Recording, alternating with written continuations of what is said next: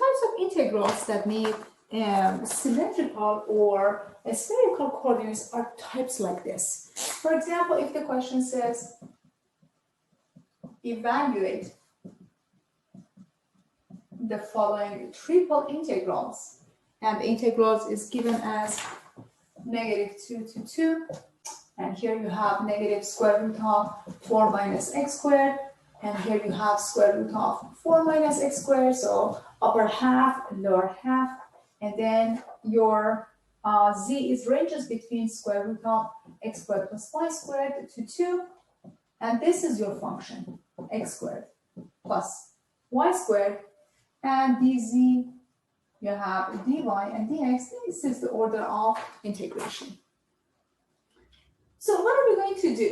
We're going to take the integral with respect to z and say that, hey, this is the integral, -2 to 2, negative square root of 4 minus x squared, square root of 4 minus x squared, and here you have x squared plus y squared. Then the integral of z by z ranges between square root of x squared plus y squared, which is a cone, and the plane z equals to 2. It's going to be 2 minus square root of x squared plus y squared dy dx.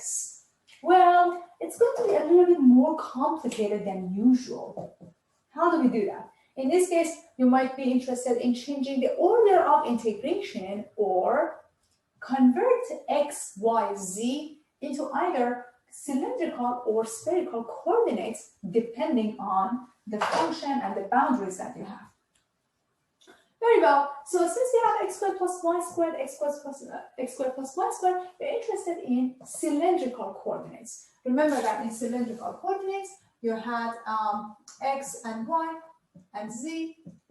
Then you convert them into r theta and z. Very well. And we say that x is equal to r cosine theta, y is r sine theta, and we have dv. Just remember that this is r dr d theta. Be careful about the dv here. Make sure you have your r next to dr and d theta. Okay, perfect. So what are we going to do? We're going to convert all into r, theta, and z. Then we have to distinguish between the region that we have and the boundaries that we have and the boundaries that we get. Perfect. First of all, z stays the same. X squared plus y squared is equal to r squared.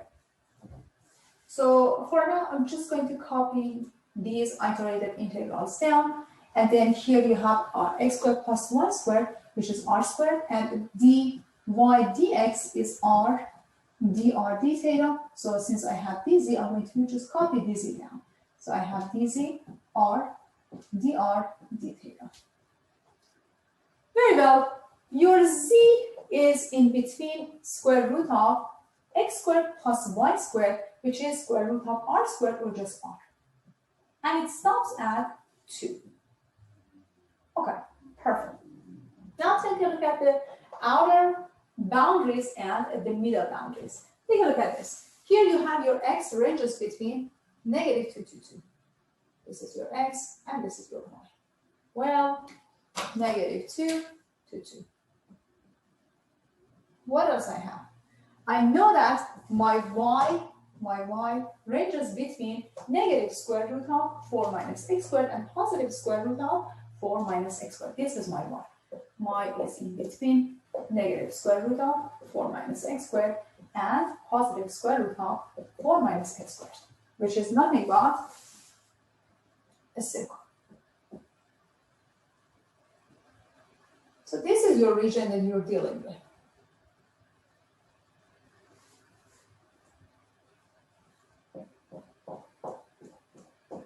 So in polar form, your r is bounded between 0 to 2, and your theta is bounded between 0 to 2 pi. Very well. So this integral is now For theta, we have 0 to 2 pi. For r, we have 0 to 2. And for our z, it's bounded between r and 2.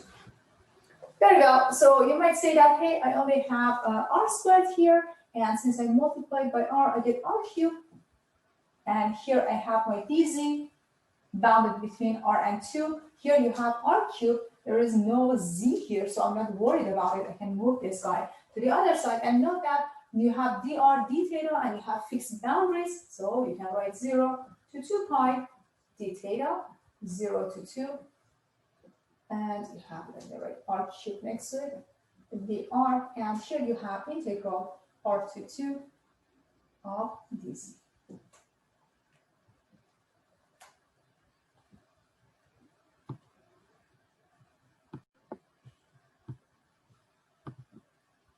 So if I multiply r by r squared, I get r cubed. And I have my dz. So take a look at this. You have r cubed. You can take r cubed and write it outside the inner integral. So I have r cubed. I'm going to write down r cubed. And my inner integral, I have r to 2 of dz. This integral is 2 minus r. So I get integral 0 to 2 pi, integral 0 to 2, and I have r cubed, and this is 2 minus r. Now I have dr d theta. Very good. I can separate these 0 to 2 pi, and I have d theta. I have the integral 0 to 2, 2r cubed minus r to the 4th dr. Let's calculate each of them separately. The first integral is just 2 pi. This is just 2 pi. And this integral can be written as 2/4 r to the 4th minus a 5th r to the 5th, and r ranges between 0 to 2. This is equal to 2 pi, and I have a half times 16 minus a 5th times 32. This is equal to 2 pi. So here, if I factor out 16, I left with a half minus 2 over 5. So I get 5 and you get 10. So you get 16 pi over 5.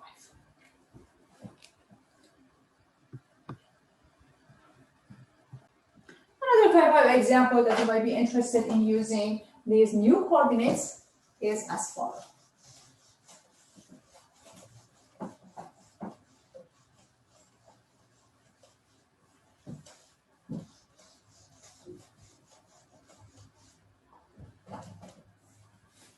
Very well. In this example, we have the triple integral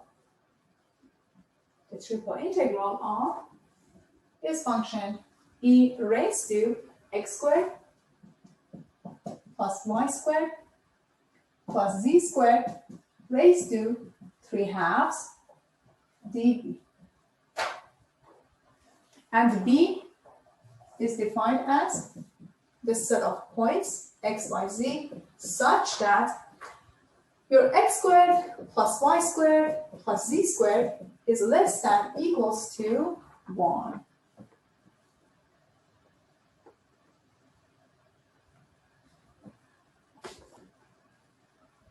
Very well.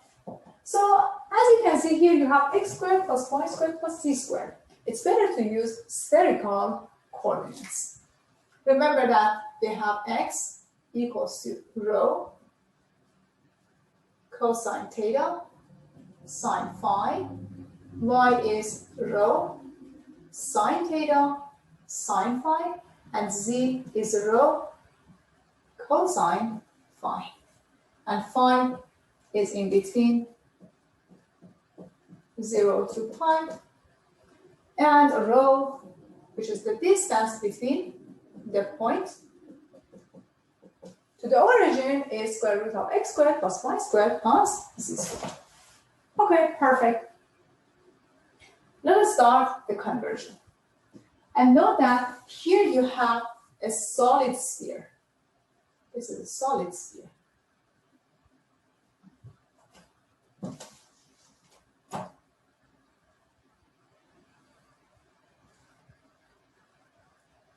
x, y, and z. Here you get a solid sphere here. Perfect.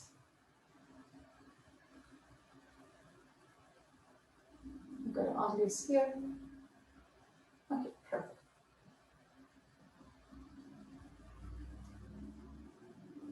I'm not happy about this sphere. It makes it worse. Okay, so you get a big picture. This is just a solid sphere. It's better to use a graphing calculator or using an online website. So here you have sphere with radius 1, and we're looking at all points inside this sphere. Okay, since we have a sphere, rho, which is square root of x squared plus y squared plus z squared, is equal to 1. So this is your rho. Rho ranges between, if you shrink it, you get the origin. So the lower limit for your rho is 0, and the upper bound is going to be 1. So this is equal to the triple integral e raised to x squared plus y squared plus z squared is rho squared. So I have rho squared raised to 3/2. And remember that when we are converting dv from rectangular coordinate system into spherical one, you get rho squared sine phi. Then here you can write it this way. You can have d rho, d phi, d theta. Then you can change the order if you need to. Okay, so d theta. My theta, if I look at the projection in xy plane, the projection is going to be a disk. This is the projection.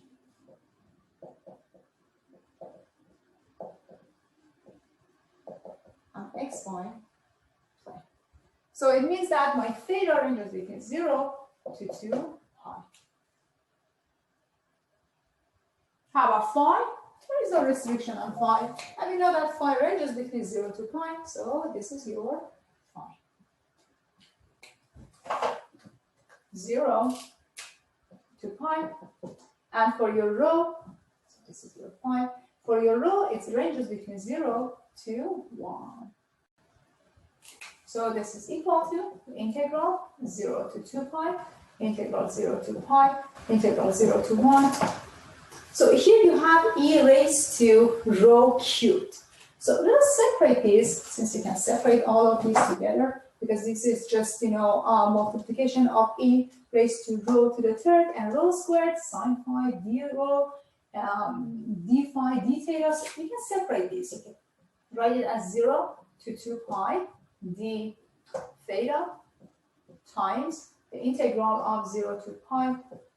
0 to pi for d phi, so I'm going to write sine phi here, d phi, and then I have the integral of e raised to rho cubed, rho squared, d rho. My rho changes between 0 to 1. Here we go. So this is going to be 2 pi. This is going to be 2. And for this one, if you use u sub, you're multiplying this by 3. So you have to multiply by a third. We have a third, e raised to 1 minus e raised to 0. Okay, so we get 4 pi over 3 times e minus 1.